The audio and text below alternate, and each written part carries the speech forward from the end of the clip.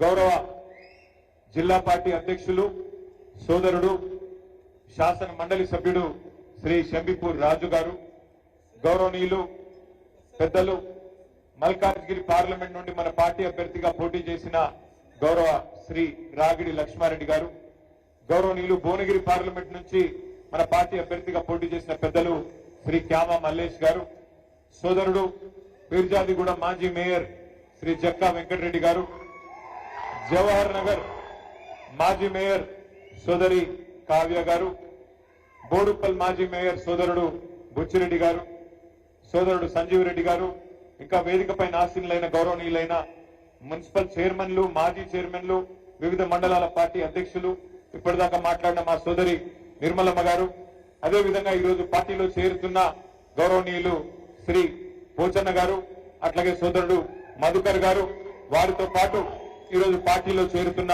పెద్ద ఎత్తున చేరుతున్న వారందరికీ ఒకసారి గట్టిగా చప్పట్లతో స్వాగతం చెప్పాలని చెప్పి కోరుతాను. మీ పీర్జాది కూడా కార్పొరేటర్ గౌరవ కార్పొరేటర్లందరికీ, వేదిక మీద కూర్చున్న తమ్ముళ్ళందరికీ పేరు పేరున హృదయపూర్వకంగా నమస్కారం. ఈరోజు ఘనంగా ఏర్పాటు చేసినందుకు ప్రత్యేకంగా పీర్జాది కూడా నాయకులందరికీ పేరు పేరున ధన్యవాదాలు. అందరూ మీరు అన్ని గమనిస్తా ఉన్నారు. మన ప్రభుత్వం పోయి కాంగ్రెస్ ప్రభుత్వం వచ్చి సరిగ్గా 2.5 ఏళ్ళు అయితా ఉన్నది. ముఖ్యమంత్రి రేవంత్ రెడ్డి గారు, అట్లాగే ఉప ముఖ్యమంత్రి బట్టి విక్రమార్క గారు ఎన్నికలకు ముందు ఊదరగొట్టే ప్రసంగాలు చెప్పినారు. ఇష్టం వచ్చిన హామీలు ఇచ్చింది. నోటికి ఎంత వస్తే అంత, ఏది అడిగితే అది, అందరికీ అన్ని ఇస్తామని చెప్పి అడ్డం పొడుగు ఎటుబడితోటి మాట్లాడింది. ఎస్సీ ఎస్టీలకు ఎస్సీ ఎస్టీ డిక్లరేషన్, బీసీలకు బీసీ డిక్లరేషన్, రైతులకు రైతు డిక్లరేషన్, మహిళలకు మహిళా డిక్లరేషన్, మళ్ళా మీదికెళ్లి ఒక 420 హామీలు, వాటి మీదకెళ్లి 6 గ్యారంటీలు అని చెప్పి డబ్బా కొట్టి 6 గ్యారంటీలు 100 రోజుల్లోనే అమలు చేస్తామని చెప్పి పెద్ద పెద్ద మాటలు చెప్పి, అడ్డపొడుగు మాటలు చెప్పి మొత్తానికి అధికారంలోకి వచ్చింది. కానీ మీరు మేడ్చల్లో మీరు నమ్మలేదు కాంగ్రెస్ పార్టీని, హైదరాబాద్ లో ఎవరు నమ్మలేదు. ఒక్క సీటు కూడా ఓఆర్ఆర్ లోపల ఒక్క సీటు కూడా కాంగ్రెస్ పార్టీకి ఇవ్వకుండా మీరు చైతన్యాన్ని ప్రదర్శించినారు. కానీ జిల్లాలలో మన అమాయక రైతు సోదరులు, ఇంకా కొంతమంది సోదరులు రకరకాలుగా నమ్మి కాంగ్రెస్ పార్టీకి అవకాశం ఇస్తే ఇలా రేవంత్ రెడ్డి గారు ముఖ్యమంత్రి పదవిలో కూర్చున్నారు. ఏమన్నారు వాళ్ళు ఎలక్షన్లకు ముందు?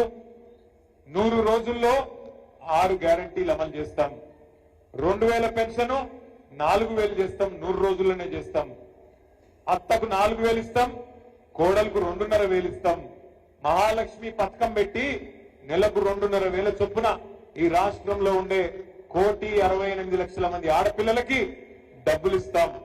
లగ్గం చేసుకుంటే కేసీఆర్ ₹1,00,000 ఇస్తుండు, మేము తులం బంగారం ఇస్తాం. చదువుకుంటే ఆడపిల్లలకు స్కూటీలు ఇస్తాం.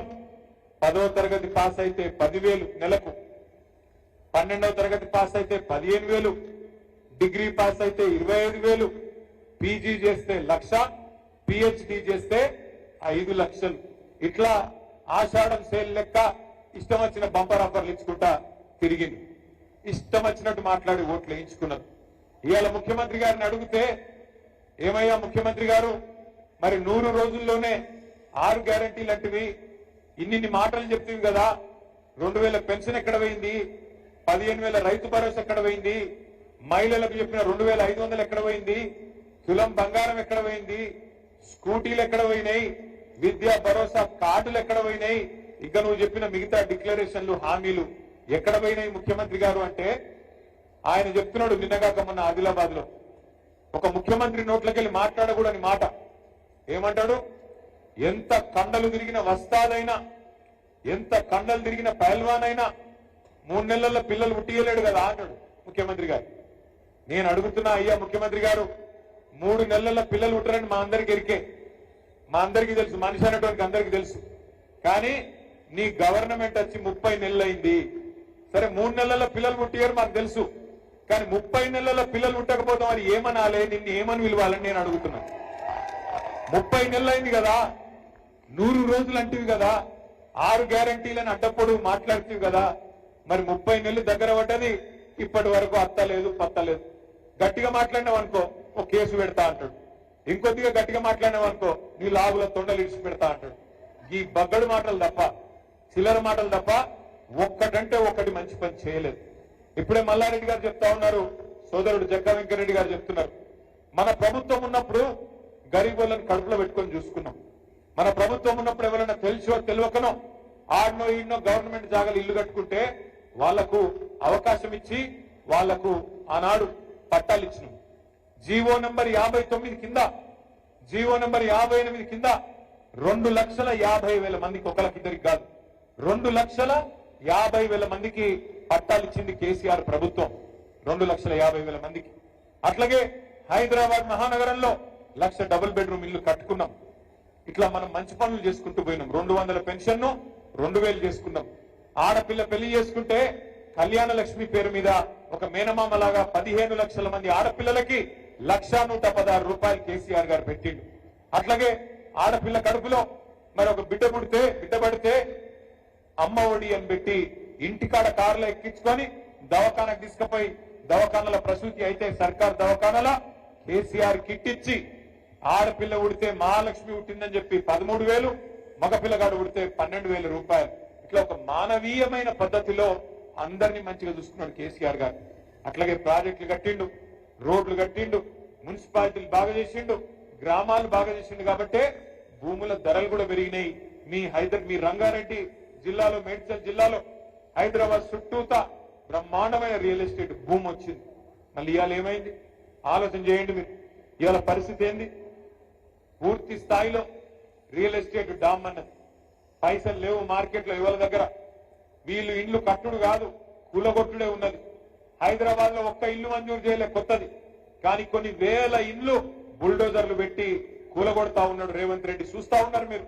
ఒకరోజు అమీన్పూర్ లో, ఇంకొక రోజు కుకట్పల్లిలో, ఇంకొక రోజు ఇక్కడ సాయిప్రియ లేఅవుట్ లో, బిర్జాదిగూడలో, ఎక్కడో దగ్గర బుల్డోజర్ పెట్టుడు, గరీబోళ్ళ ఇండ్లు కూలగొట్టుడు తప్ప ఒక్క మంచి పనన్నా చేసిండా? దయచేసి ఆలోచన చేయండి. ఇక్కడికి వచ్చిన మిత్రులను, ఈరోజు పార్టీలో చేరుతున్న మిత్రులను నేను ఒక్కటి కోరుతా ఉన్నా. మనం ఇవాళ కొట్లాడుతున్నది అధికారం కోసం కాదు. మనం కొట్లాడుతున్నది మన కొత్తగా కాదు అధికారం. 10 ఏళ్ళు అధికారంలో ఉన్నాం. కానీ ఇవాళ కష్టపడి సాధించిన తెలంగాణ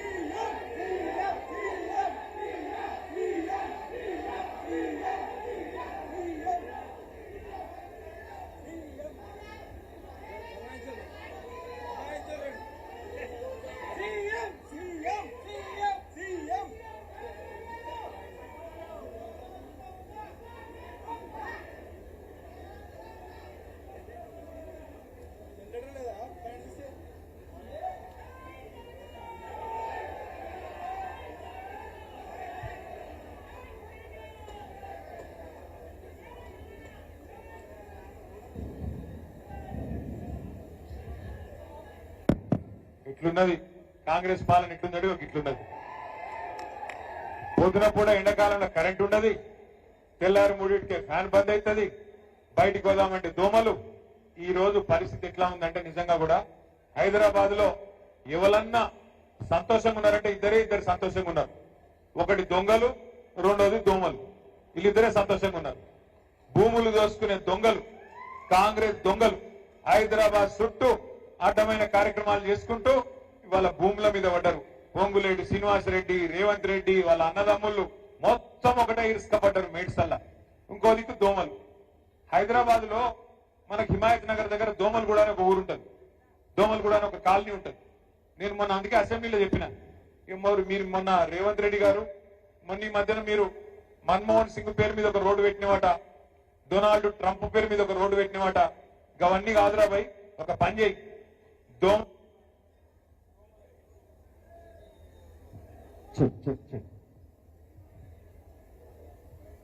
అవన్నీ కాదు, ఒక పని చెయ్యు.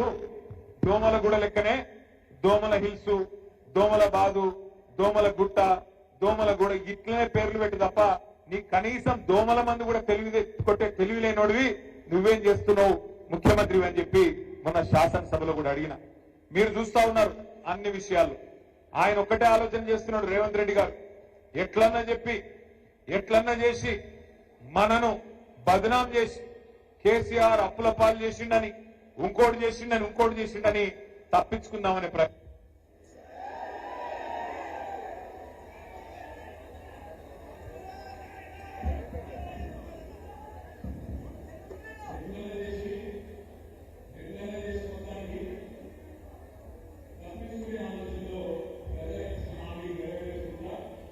ఆలోచనలు ఉన్నారు కానీ వదిలిపెట్టే సమస్య లేదు. వాళ్ళు ఇచ్చిన 420 హామీలు అమలయ్యేదాకా, వాళ్ళ 420 పార్టీని గద్దె దించేదాకా వదిలిపెట్టకుండా కొట్లాడదామనే మాట గట్టిగా మీ అందరికీ నేను మళ్ళొక్కసారి విజ్ఞప్తి చేస్తా ఉన్నా. ఇంకొక పార్టీని కూడా మనం గడ్డ కనిపెట్టుకుని ఉండాలి. ఇవాళ భారతీయ జనతా పార్టీ వాళ్ళు కేంద్రంలో అధికారంలో ఉన్నారు. ఇప్పుడు నేను రాంగా చూసుకుంటూ వచ్చిన ఈ ఉప్పల్ ఫ్లైఓవర్, అది భూమి పుట్టినప్పుడు పుట్టింది, ఇంకా కడతనే ఉన్నారు. మనం హైదరాబాద్ లో 42 ఫ్లైఓవర్లు కట్టినాం, ఒక 4-5 ఏళ్లలో కట్టేసినాం. వీళ్ళు అది కేంద్ర ప్రభుత్వ ప్రాజెక్ట్, అది మేము కడతాం రాయ్యా అంటే కాదు మేమే కడతామని తీసుకున్నారు. అది నేషనల్ హైవే, జాతీయ రహదారి, మేమైతేనే కడతాం, మేమే సిపాయిలమని తీసుకున్నారు. ఏమైంది మరి ఈరోజు? 8 ఏళ్ళు ఏమైంది, ఇంతవరకు అతి లేదు గతి లేదు. ఉప్పల్ నుంచి నారాపల్లి వరకు కింద రోడ్లు నరకం, పైన ఫ్లైఓవర్, అది పూర్తి అయితేనే లేదు. ఈ రకంగా భారతీయ జనతా పార్టీ కూడా ప్రజల సమస్యలు గాని తెలంగాణ కోసం గాని చేసిందేమీ లేదు. ఇంకా మీదికెళ్లి ఒక కొత్త కుట్ర కూడా తెరలేపుతున్నట్టుగా కనబడతా ఉన్నది. కొత్తగా మరొక కుట్ర కూడా చేస్తున్నది భారతీయ జనతా పార్టీ. మీరు చూసింటారు ఇవాళ పేపర్లలో సీట్లు పెరుగుతున్నాయి, అసెంబ్లీ సీట్లు, పార్లమెంట్ సీట్లు అని ఇవాళ పేపర్లో మీరు చూసే ఉంటారు. కానీ అందులో కూడా ఏదో కుట్ర జరుగుతున్నట్టుగానే కనబడతా ఉన్నది. ఎందుకంటే బయటికి ప్రధానమంత్రి మాట్లాడినప్పుడు, నిన్నగాక మొన్న కేంద్ర మంత్రి కిషన్ రెడ్డి మాట్లాడినప్పుడు 50% సీట్లు పెంచుతున్నామని చెప్పింది. అంటే 110 ఉంటే 179 అవుతుంది, 60 సీట్లు పెరుగుతాయని చెప్పింది. 17 సీట్లు ఉన్నాయి పార్లమెంట్ లో, 26 అవుతాయని చెప్పింది. కానీ బిల్లు పెట్టిండ్రు, రేపటి నుంచి పార్లమెంట్ పెట్టిండ్రు, బిల్లులో మాత్రం 50% ముచ్చట లేనే లేదు. అంటే చెప్పేది ఒకటి, చేసేది ఒకటి. మీరు ఒక్క మాట యాది పెట్టుకోండి, భారతీయ జనతా పార్టీ ఎన్నటికి కూడా తెలంగాణకు మిత్రుడు కాదు. ఆనాడు 2014లో ఆంధ్రప్రదేశ్ పునర్విభజన చట్టంలోనే సీట్లు పెంచుదామనే ఆలోచన ఆ చట్టంలోనే ఉన్నది. కానీ ఆ చట్టాన్ని తుంగలో దొక్కిందే భారతీయ జనతా పార్టీ. మళ్ళీ ఈ రోజు సీట్ల పెంపు పేరు మీద మళ్ళీ కొత్త డ్రామా చేస్తూ మహిళా రిజర్వేషన్ అని చెప్పి తీసుకొస్తా ఉన్నారు. మహిళా రిజర్వేషన్ కు మేము అనుకూలమే. మహిళా రిజర్వేషన్ ఖచ్చితంగా సమర్థించిందే కేసీఆర్ గారు, మన పార్టీ. శాసనసభలో, శాసన మండలిలో తీర్మానం చేసి కేసీఆర్ గారి నాయకత్వంలో మహిళలకు ఖచ్చితంగా చట్టసభల్లో 33% ఇయ్యాల్సిందే. మేము ఇక్కడ మార్కెట్ కమిటీలో ఇచ్చినాం, స్థానిక సంస్థల్లో 50% ఇచ్చినాం, మీరెందుకు ఇయ్యరు అని చెప్పి శాసనసభలో, శాసన మండలిలో తీర్మానం చేసి పంపిందే కేసీఆర్ ప్రభుత్వం, బీఆర్ఎస్ పార్టీ. దాని విషయంలో ఇబ్బంది లేదు. కానీ డీలిమిటేషన్ పేరు మీద దక్షిణాది రాష్ట్రాలకు, తెలంగాణకు, ఆంధ్రకు, తమిళనాడుకు, కర్ణాటకకు, కేరళకు, పాండిచ్చేరికి అన్యాయం చేస్తామంటే మాత్రం ఎట్టి పరిస్థితుల్లో ఊరుకోము. ఎట్టి పరిస్థితుల్లో బీజేపీకి సమర్థన ఇచ్చే ప్రసక్తే లేదు. ఒక్క మాట మాత్రం పక్క, ఇవాళ 24% వాటా దక్షిణాది రాష్ట్రాలకు పార్లమెంట్ లో ఉన్నది. దాన్ని యథాతథంగా మెయింటైన్ చేయాల్సిందే.